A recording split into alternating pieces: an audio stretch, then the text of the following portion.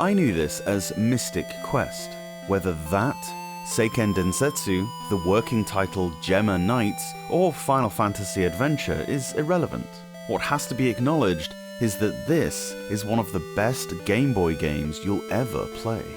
Whereas the 3 Legend titles were simply renamed Saga titles, this one was actually written as a Final Fantasy spin-off, and so is the only Final Fantasy game on the Game Boy that can be considered legitimate canon. That's not the only link to a famous JRPG series though. It can be considered the connecting piece between the Final Fantasy and Mana series, as its direct sequels include The Secret of Mana on Super Nintendo, Legend of Mana on PS1, and so on. Of course, the 2 franchises weren't really formally acknowledged as related in the West, but the Japanese title of this is also the Japanese title of The Secret of Mana, Seiken Densetsu 2, so it's undeniably affiliated. It'd be all too easy to get bogged down in the lineage, and we must be careful not to write the Final Fantasy adventure off as nothing more than a spin-off or a prequel, because the game itself is really quite astounding. Most stories in the Mana series revolve in some way around this idea of a world tree, the Tree of Mana. It's an incredibly common mythology that was present in many thousands-year-old cultures, from the Celts to the Mayans to the ancient Chinese. The connection that the Earth and all its inhabitants have with each other, and the cyclical nature of it all that governs them. In this game, the Tree of Mana has been poisoned by the Dark Lord Glaive and his sorcerer assistant, Julius. Being the life source of the whole world, this obviously has serious ramifications, and it's up to you to sort it all out.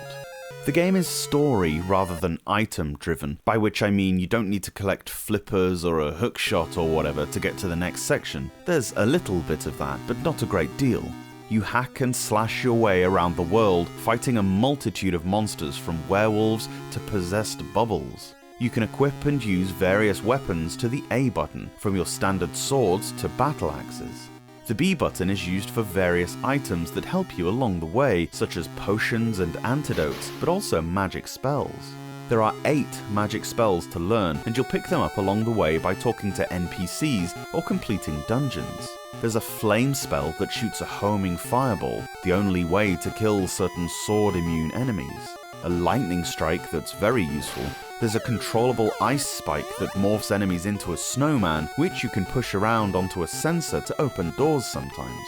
You can put enemies to sleep, and there are the usual healing and curing spells. Your weapon selection is admirable. Pressing A to attack on its own does a kind of wide arcing swing of your sword, but you can also attack in a stabbing motion by holding a direction, which gives you plenty of flexibility. The axe is stronger, but you can only swing it. In the first dungeon, you'll find a sickle, which attacks in a full circle and can also chop certain plants down. Certain spells and weapons work better on different enemies. Some of the monsters are immune to some things, but weak against others. You'll figure it out easily enough. There's a bar at the bottom of the screen. If you hold the button down and charge this to the fullest, your weapons can unleash special abilities. These largely work by augmenting the usual attack. The chain whip goes further, things like that. Keys are necessary, but as in Zelda, they're mostly non-specific. You can collect keys from the overworld or from enemy drops, and they'll work in any door or chest. The usual features are all there: towns with inns and armories, dungeons with end bosses, and so on. In dungeons, you can press select to look at the map, which is pretty helpful in finding secret doors in the walls. There aren't any tells as such on the walls, but if you look at the map, their location should be pretty intuitive. You go up to a wall and slash at it, and if it's breakable, the collision noise will tell you. It sort of clanks. It's kinda cool that you don't need to worry about having enough bombs to progress through a dungeon, but the game is rather generous in that if you're ever at a point where you need something to move on, it'll more than likely drop for you.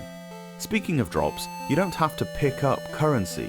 It gets automatically added to your purse when you kill something. The leveling up system is really satisfying. Firstly, you immediately regain all health and MP, which save my ass more times than I care to admit.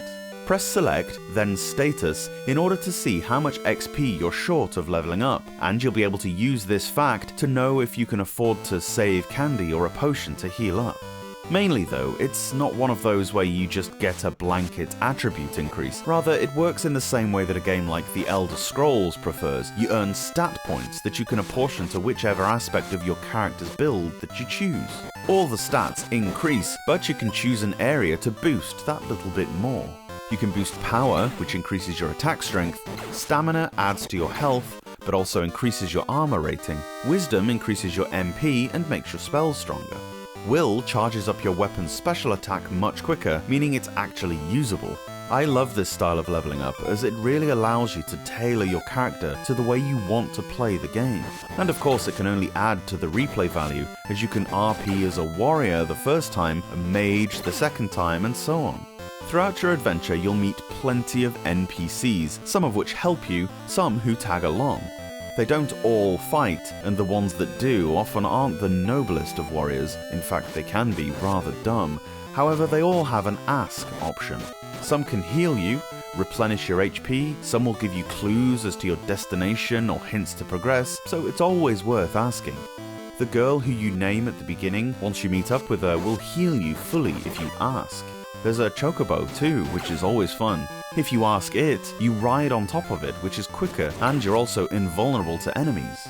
Later on, it becomes Chocobot, gaining mechanical legs and the ability to ferry you across water.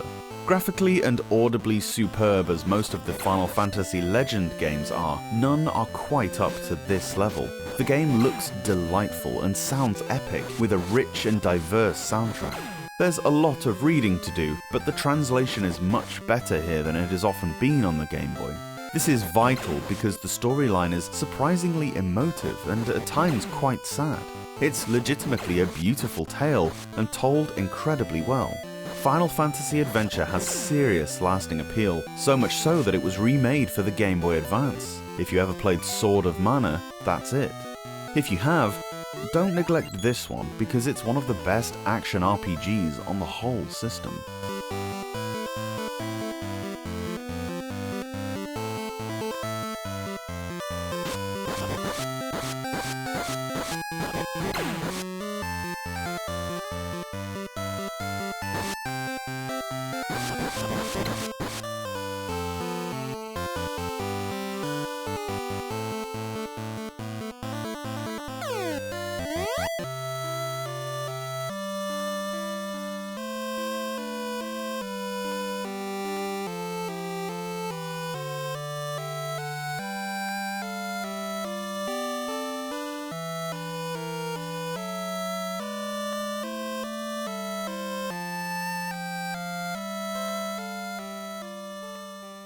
Thanks so much for watching this video.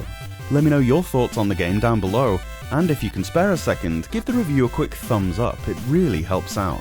Subscribe to the Portable Power Podcast for a new Game Boy review every day from Monday to Friday.